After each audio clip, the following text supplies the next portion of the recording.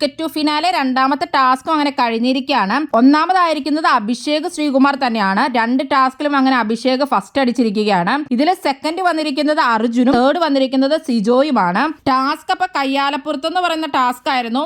Balance ചെയ്തുകൊണ്ട് ball കപ്പിലേക്ക് ഇടുക എന്നുള്ളതായിരുന്നു ടാസ്ക്. 1 മിനിറ്റിനുള്ളിൽ അപ്പൊ ഏറ്റവും കൂടുതൽ ബോളുകൾ ഇട്ടത് അഭിഷേകാണ്. അഭിഷേക് 6 ബോളായിരുന്നു ഇട്ടിട്ടുണ്ടായിരുന്നത്. പിന്നെ അർജുനും സിജോയും തമ്മിൽ ടൈ ആയിരുന്നു. ഇവർ രണ്ടുപേരും 4 ബോളാണ് ഇട്ടിട്ടുണ്ടായിരുന്നത്. അർജുനും സിജോയും തമ്മിൽ വീണ്ടും മത്സരിച്ചു. അപ്പൊ അതിലപ്പോ ആദ്യം തന്നെ 5 ബോൾ എറിഞ്ഞ ആൾ ജയിക്കുന്നതായിരുന്നു ബിഗ് ബോസ് പറഞ്ഞിട്ടുണ്ടായിരുന്നത്. ആദ്യം തന്നെ 5 ബോൾ ഇട്ടിട്ട് അർജുൻ ജയിച്ചു. അപ്പൊ അങ്ങനെ അഭിഷേക് ശ്രീകുമാറിന് ഈ ടാസ്ക് കഴിയുമ്പോൾ 3 പോയിന്റ് കിട്ടി.